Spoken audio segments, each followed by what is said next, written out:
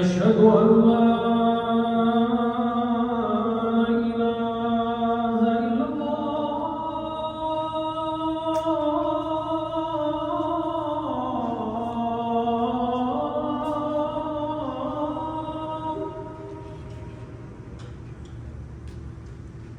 أشهد أن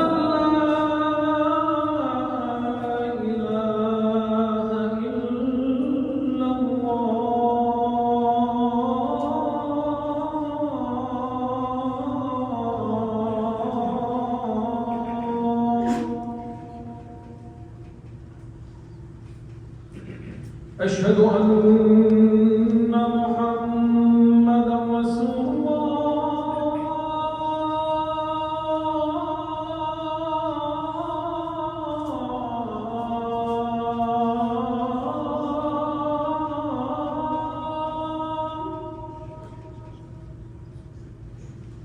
أشهد أن محمدًا رسول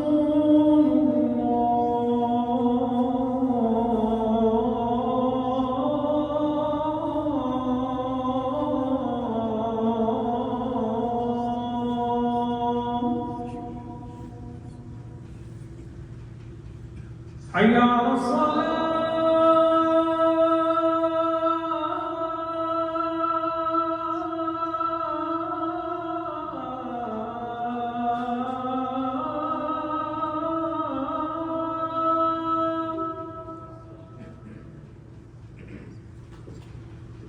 حي على الصلاة.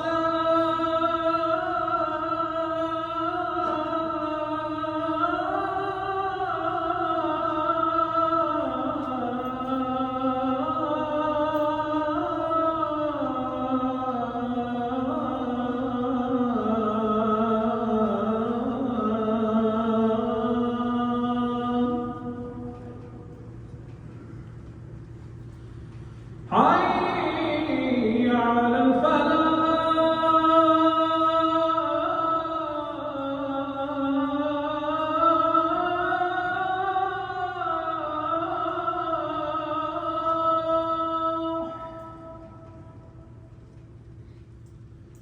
حي على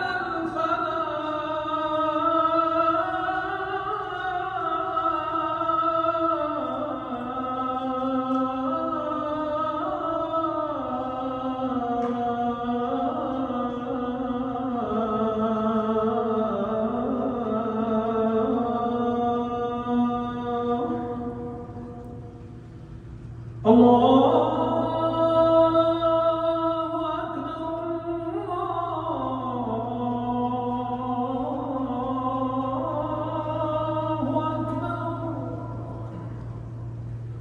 لا إله إلا الله.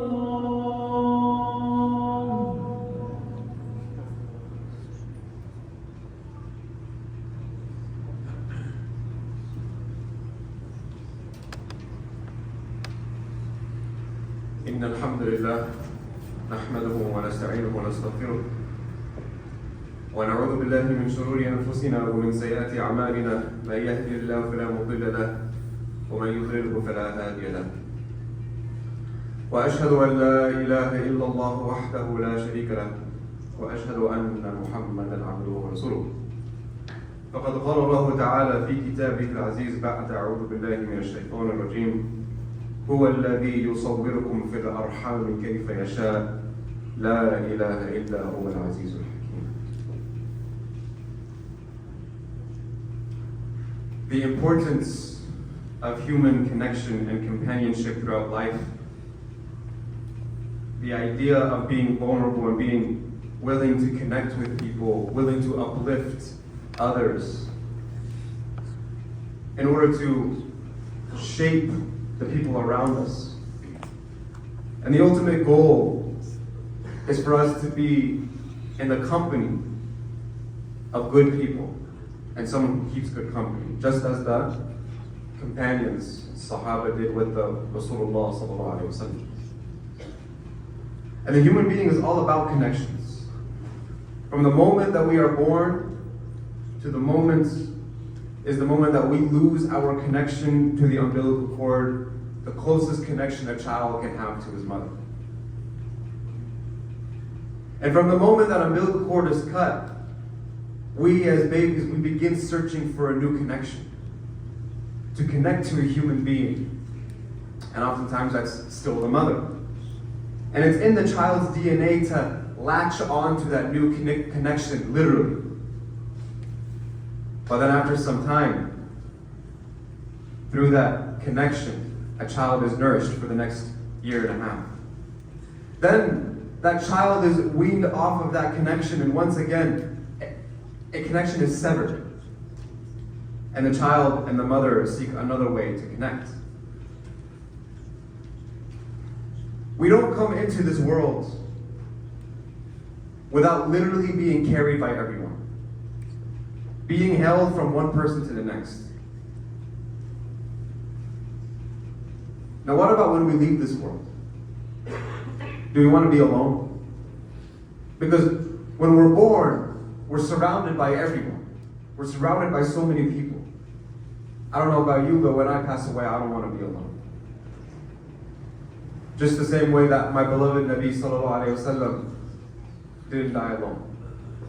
He died in the arms of his most beloved Aisha radiallahu anha, where she did his miswak, where she recited the quotes on him before he passed away in the arms of his most beloved.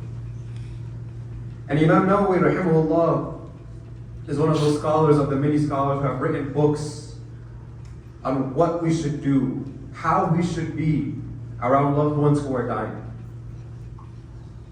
That we don't leave them alone, that we surround them. And we say, La ilaha illallah. We fill them with hope. So what's very interesting is it's quite ironic that when we come into this world, we're literally being carried by everyone. And when we leave it, again, we're being carried by everyone. Even in the grave, are we alone? We're not alone. We have our deeds with us. We have angels with us. And that could be a good thing or a bad thing. One Sahabi said that when I die, please don't leave the grave right away. I need your company so that I can answer the angels with the right replies. So there's this false understanding that when we become pious, when you have true dependence on Allah subhanahu wa ta'ala, that you don't need anyone. That we somehow reach this iconic level of piety where you are alone and all by yourself and you don't need to rely on anybody else anymore. But I want to challenge that today. I want to tell everyone that it's normal to need people. That it's normal to rely on others to get through tough times. Let's look at the life of the Prophet Muhammad ﷺ as an example. One of the biggest moments in his life was the hijrah, the migration from Mecca to Medina. After 13 grueling years of oppression and pain and patience, Allah subhanahu wa ta'ala gave them the green light to go to Medina and seek refuge there. It's a very difficult moment. Abu Bakr Siddiq radiallahu anhu, he said he was ready to go. He told the Prophet, I can't stay here anymore, I gotta go.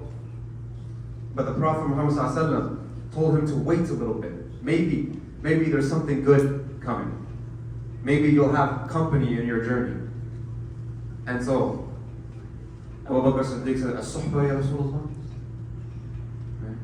Will I be your companion, ya Rasulullah, on this journey? And Allah subhanahu wa ta'ala wanted Abu Bakr Siddiq radiallahu anhu to be with the Prophet Muhammad ﷺ during that journey, because during that journey the Prophet Muhammad ﷺ will need Abu Bakr Siddiq. And we see that in the story of the hijrah, how many times Abu Bakr Siddiq came to the aid and the protection of Rasulullah sallallahu alaihi wasallam. And Allah used Abu Bakr Siddiq and honored Abu Bakr Siddiq as being a means in which that happens. Allah created us weak. And then Allah gives us strength. And we also, again, we leave the world weak. So it's normal to want to connect to other people. It's normal to want to need other people. And one hadith, Rasulullah said, "Man arad Allah bihi khayran, razaqahu khalilan salih." That whoever Allah subhanahu wa ta'ala wants good for him or her, then Allah subhanahu wa ta'ala provides them with righteous company, righteous companions. And the hadith continues and says that if you forget, your companion reminds you. You forget Allah, you forget about Salah, you forget about whatever. You have a good companion that Allah subhanahu wa ta'ala has given you that reminds you of good. And the Quran tells us that we were created from clay. خَلَقَ الْإِنسَانَ مِنْ صَلْصَالٍ كَالْفَخَّارِ. And salsal is like a hollow clay. It's a hollow clay. And what's ironic about a hollow clay? A hollow clay is that it can be molded. It can be shaped by the hands that wants and cares enough about its form. It can be filled with good or evil. So all of us shape one another. You shape the company that you are in, and the company that you are in also shapes you. There are people in life that need you. There are people in life that when they call you, when they text you, you need to be there for them. You need to be there for them and help them because that's the Quranic way. وَتَوَاصَوْا بِالْحَقِّ وَتَوَاصَوْا بِالصَّبْرِ. We support each other to do good. We support each other for sabr. Literally, what do we tell each other all the time? Just hang in there. It'll get better. Never feel that you cannot shape another human being. Your father needs you. Your mother needs you. Will you be there for them when they call you? Your brother needs you. Your sister needs you. Your son needs you and your daughter needs you. Will you be there for them when they call you? Our beloved Prophet Muhammad ﷺ, the greatest people after the prophets are Sahaba. After the Anbiya, the greatest people are Sahaba. What does Sahaba mean? They kept good company with the prophets. They kept good company with Rasulullah ﷺ. That's the title that is given to the best ummah after the Anbiya. Telling us that the best thing that we can strive for is to keep company with the righteous. Now, a question comes up is, did the Prophet Muhammad uplift people and get through tough moments? Absolutely he did. Absolutely. That was the life of the Prophet was uplifting people. An example is the example of the Sahabi by the name of Zahir.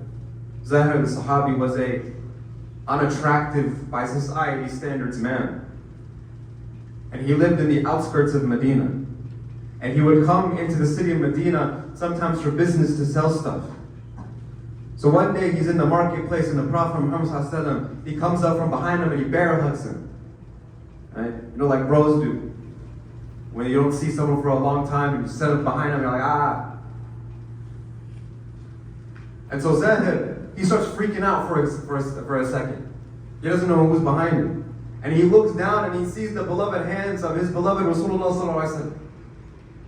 He sees those blessed hands. And immediately what Zahir does is he does something so beautiful. Right after he was just struggling, he stops and instead he leans into the Prophet Muhammad sallallahu alaihi wasallam, wanting to get closer to him, wanting to touch him more. Don't be afraid to touch the people that you love. Some of us, I feel like we're so allergic to touch. We're so allergic to being held or being hugged. But the Sahaba, they wanted every opportunity to touch Rasulullah ﷺ and hug him and be close to him. The Prophet ﷺ himself, when he wanted to inspire someone, when he makes dua for somebody's heart to open up, what does he do? He puts his hand on the chest of the individual, showing that love and closeness.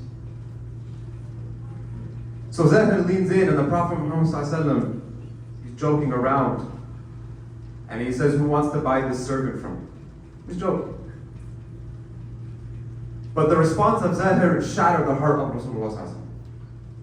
Zahir says that if you were to sell me, I think you would find that I'm worthless.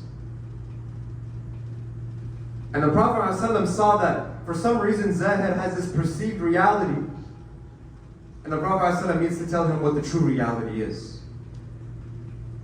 And so the scholars say that the biggest fear of shaitan is for you to realize how valuable you are. how special you are, how beloved you are in the eyes of Allah subhanahu wa ta'ala. Allah subhanahu wa ta'ala, He created you. He gave you consciousness. He guided you towards Islam. He made a spot in Jannah for you, as long as we die Muslims, inshallah. He did all that because He loves you. He thinks you're special. He thinks that there's something special about you, and you're here for a reason. He gave you that metacognition, that understanding beyond any other creation to be able to submit to Allah subhanahu wa ta'ala. And the fear of shaitan is that you realize your true potential and you get your life off of autopilot. And you start living up to that potential. What's that potential? It's a potential of worship. وَمَا خَلَقَتَ الْجِنَّ وَالْإِنسَ إِلَّا لِيَعْبُدُونَ.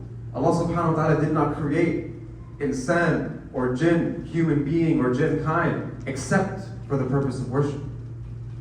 And when you live a life where the purpose is worship, wallahi, you will find that that is the best life to live. That there is nothing else that will ever be greater than that. So the Prophet Muhammad ﷺ sees this man down in the dumps, a man who does not realize his true value, and he offers him a hand, and he says, بَلْ إِنْتَ عِنْدَ اللَّهِ غَالِبٌ. No, you are priceless in the eyes of Allah subhanahu wa ta'ala. How many people in this room need to be told that they're special? That they're priceless in the eyes of Allah? How many parents need to hear, Mama, Baba, in the eyes of Allah subhanahu wa ta'ala, you are special. You are priceless. How many children need to be told in this world that you are priceless? That Allah subhanahu wa ta'ala loves you, that you are special. Look at how many people in this world, especially in Western societies, are trying to physically change their bodies. Physically change their bodies. Not realizing the one who created them in the first place. That there was no mistake about how way you were created. Allah subhanahu wa ta'ala created them perfect. And people are trying to physically change their bodies through surgeries and other medications and other means and intrusive methods. They never learned that Allah created them the way that Allah loves the most. The Creator Himself, the only being worthy of worship, the most powerful, the most merciful, the most benevolent, the perfect, is the one that created you. Perceiving yourself as something that needs to be changed is displeasing to Allah subhanahu wa ta'ala, because you are already priceless. You're already perfect in the eyes of Allah subhanahu wa ta'ala. Now, I'm not talking about spiritual reformation and making sure that we constantly humble ourselves by reflecting on our internal flaws, or that our bodies are a trust and a manna that we have been given by Allah subhanahu wa ta'ala, so we need to continue to eat healthy and take care of it and exercise. What I'm talking about is our worth, our status, our honor in the eyes of Allah subhanahu wa ta'ala. Now you may be thinking, who am I to uplift other people? I need to be lifted. But there's an equation at play here. وَاللَّهِ فِي عَوْنِ الْعَبْدِ مَا كَانَ الْعَبْدُ فِي عَوْنِ أَخِيهِ. That Allah subhanahu wa ta'ala is helping the servant as long as the servant is helping his brother. Ibn Rajab al-Hanbali rahimahullah, when he narrates this hadith, that because of this hadith, whenever we were in tough situations and we were in tough times, they would go and search for others to help. Others who were in difficulty and try to help them. Because what does the equation say? The equation says, and the promise of the Prophet Muhammad ﷺ says, that when I help someone, then the divine help will come to me. It will come from my situation. And so was the Prophet Muhammad ﷺ at this high level where he went around uplifting people, but he never needed uplifting himself? No, that's not true. The Prophet Muhammad ﷺ, Allah subhanahu wa ta'ala has dozens of verses in the Quran specifically meant for one purpose and one purpose only, to uplift Rasulullah sallallahu alaihi wasallam. All of Surah Dhu'l-H was revealed just to comfort the Prophet Muhammad sallallahu alaihi wasallam. And so the Mufassirun, they say that these verses, they come to lift the morale of Rasulullah sallallahu alaihi wasallam. And so it's clear now why Rasulullah sallallahu alaihi wasallam was out in the streets lifting people when he needed to be lifted up. He was out smiling at everyone when he needed someone to smile at him. The point is that you have a power inside of you. Everybody in this room has a power inside of them. your touch, your smile, your eye contact. It's of the most precious things that Allah subhanahu wa ta'ala has given. It's one of the most precious things that other people in your life desire. Why are we being stingy with what Allah subhanahu wa ta'ala gave us? In a narration from Anas ibn Malik, Rasulullah sallallahu alayhi wa sallam said, "Inna min al-nasi mafatiha lil-khayr, maghaliqa lil-shar." That there are people in this world who are keys to goodness and locks of evil. Now, how do I want to help someone? Just be there for them. Open a door, pick a lock, let them come out. Do you know how many times people just need someone to listen? People just need someone to know that they're hearing them. One of the greatest therapeutic methods is literally just sitting there and listening. People just need to get things off their chest. They just need to think things out loud, and it helps them in significant ways. They just needed a heart that listened. And you know what's so funny is the munafiqun, they tried to mock the Prophet Muhammad sallallahu alaihi wasallam. They tried to mock him. And you know what they said as a supposed insult to the Prophet Muhammad sallallahu alaihi wasallam? قُلْ هُوَ أُذُنٌ. قُلْ هُوَ أُذُنٌ. This is what they said. They said that he's a man that listens to everything. And Allah subhanahu wa ta'ala responds to the munafiqun, to the hypocrites, and he says, قُلْ أُذُنُ خَيْرٌ لَكُمْ. Maybe y'all should actually learn to listen though sometime. Listen to the Prophet Muhammad sallallahu alaihi wasallam. Listen to the people around you. Y'all should learn how to listen. And if we want to bring out good from people, and we don't know any other method, how do I bring out good in people? One simple tool. For husbands, for fathers, for brothers, for sons. Women are great at this, so I don't have to even say it. But just listen. Just listen to the people around you. And if you want to help Abu Darda radiallahu anhu, he said that you have one mouth and two ears. Right, this is a common phrase in general, but it actually comes from our companion Abu Darda radiallahu anhu. He said, you have one mouth and two ears so that you can listen more. Listening is the first thing that is formed in the fetus. The child, when it's formed, the first thing that it does is listen. Before I continue, can we have the brothers, inshallah, scoot up? So we're going to have the brothers scoot up, inshallah, and then the brothers that are on my right side, the ones on the wall, if you can come over to my left side, inshallah ta'ala, so that we can make way for the entrances as well. Jazakallah khair.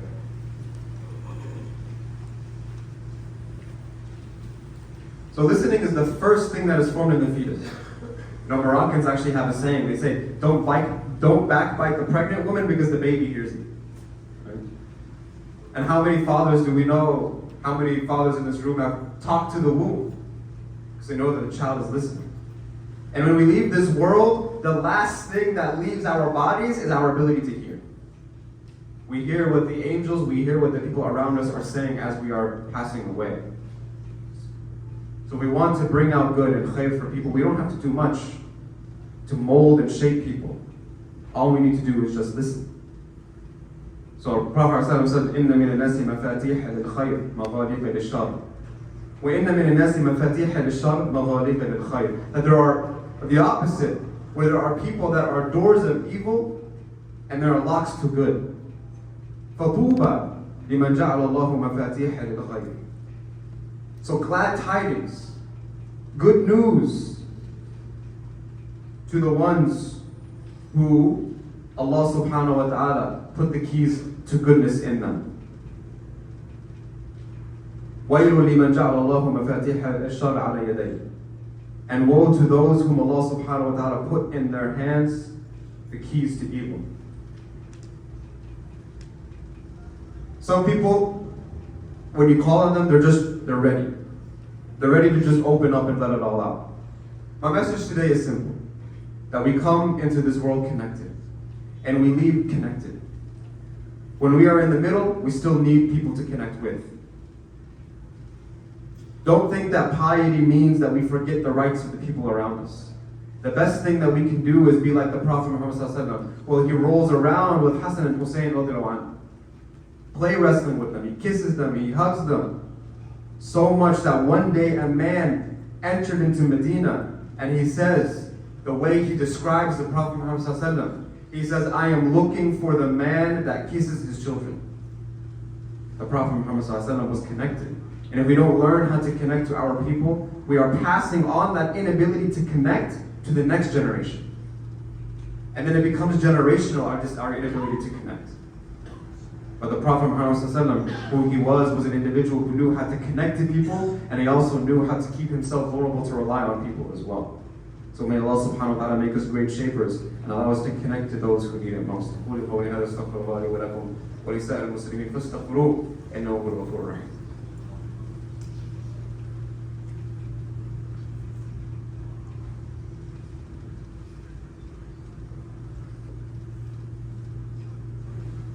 Alhamdulillah, Alhamdulillah, salatu wassalamu ala Rasulillah wa ala alihi wa sahbihi wa sallam.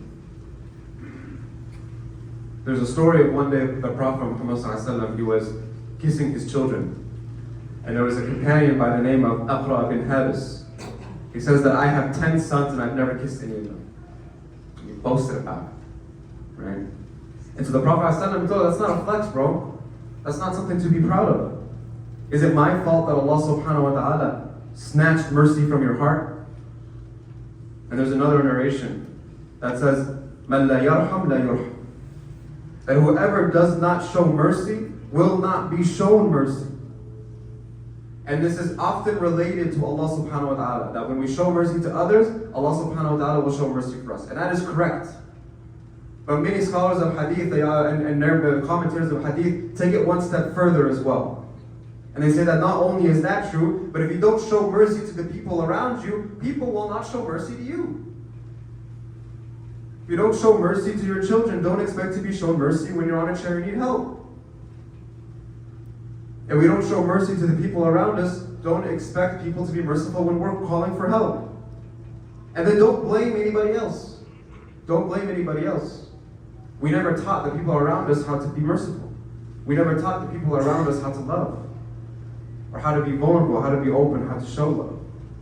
And that's why we don't show love, because we're scared. We're scared that we're going to attach to something and we're going to love it and then it's going to leave us. But guess what? That's okay. The Prophet Muhammad ﷺ taught us, love who you want, but it will leave you. No, love who you want, but it will leave you. He didn't say don't love because it will leave you. Because loving someone and then it leaving you is a normal pain. It's a normal pain. So may Allah subhanahu wa ta'ala allow us to be vulnerable and connect to people, and may Allah make us of those who show mercy so that we are shown mercy. May Allah subhanahu wa ta'ala make us of those who understand that the heights of piety is not that I don't need anyone, but rather that I connect with other people and I fulfill the rights of other people. Imam Shafi'i rahimahullah, I'll conclude with this couplet. And Imam Shafi'i rahimahullah says, it's very beautiful. لولا صحبة الأخيار ومناجاة الحق تعالى بالأسحار ما أحببت اللقاء في هذه الدار. That if it wasn't for the company of good people and talking to Allah subhanahu wa ta'ala in the middle of the night, the best two forms of connection, I would not want to live in this world anymore. Those two things. You know what makes the relationship between a grandchild and a grandparent so special? The young grandchild wants attention and has all the time for attention. And the grandparent wants to give attention and has all the time to give that attention. So may Allah subhanahu wa ta'ala allow us to connect with those who need us and to connect with those that we need. May Allah subhanahu wa ta'ala guide us. Ameen. ربنا آتنا في الدنيا حسنة وفي الآخرة حسنة وقنا عذاب النار. ربنا لا تزغ قلوبنا بعد إذ هديتنا وهب لنا من لدنك رحمة إنك أنت الوهاب.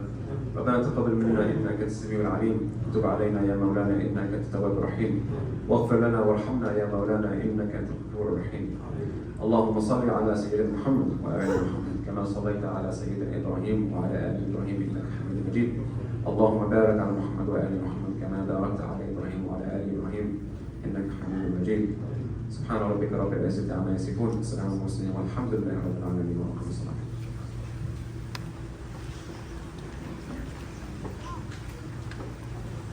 الله أكبر الله أكبر أشهد أن لا إله إلا الله أشهد أن محمدا رسول الله حي على الصلاة حي قد قامت الصلاة قد قامت الصلاة الله أكبر الله أكبر لا إله إلا الله.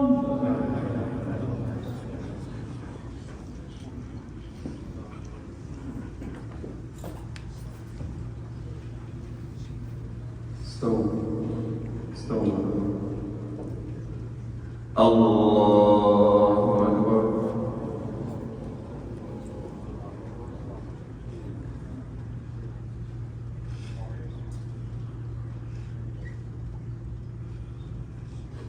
الحمد لله رب العالمين الرحمن الرحيم مالك يوم الدين إياك نعبد وإياك نستعين اهدنا الصراط المستقيم صراط الذين أنعمت عليهم غير المغضوب عليهم ولا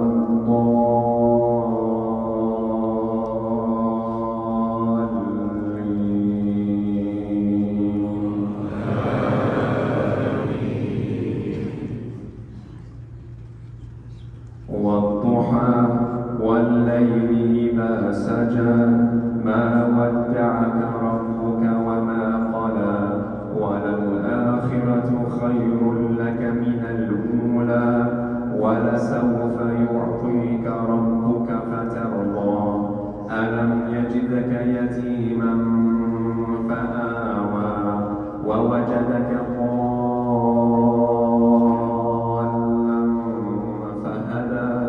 ووجدك عائلا فأغنى فأما اليتيم فلا تقهر وأما السائل فلا تنهر وأما بنعمة ربك فحدث.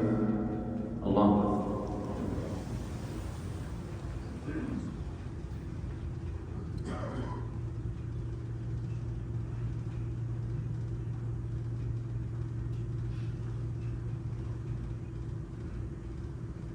الله لمن حمده.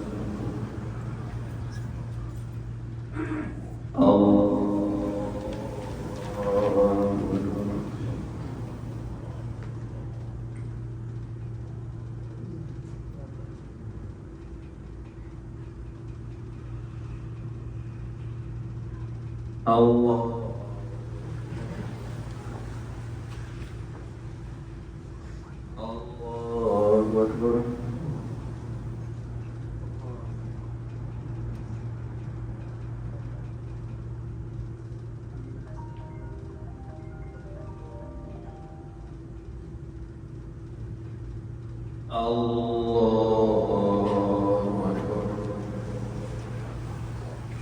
الحمد لله رب العالمين الرحمن الرحيم مالك يوم الدين إياك نعبد وإياك نستعين اهدنا الصراط المستقيم صراط الذين أنعمت عليهم غير المغضوب عليهم ولا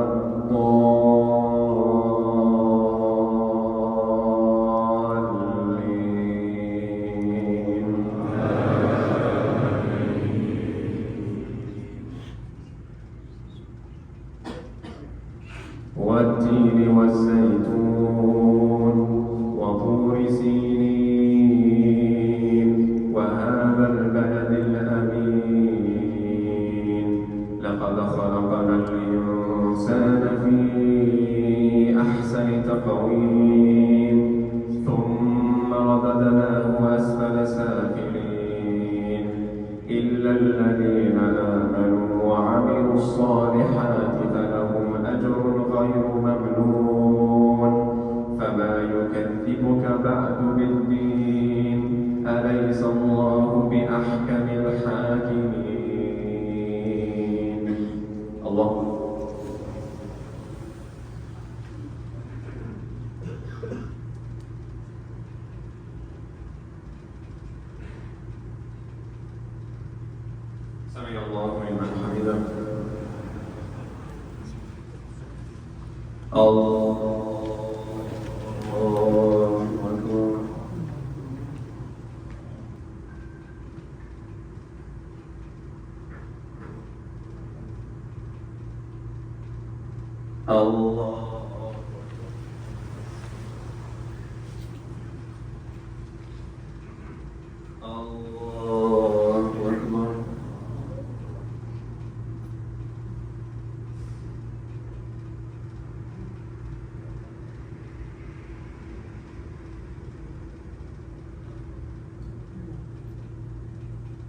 الله.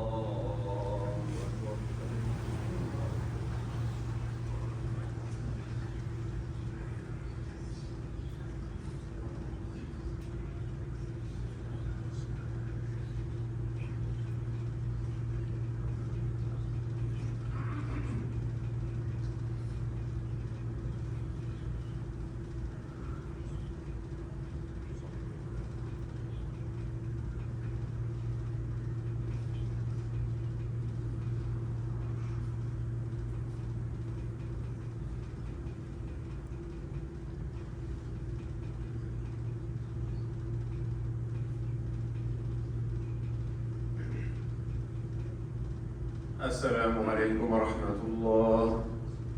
السلام عليكم ورحمة الله.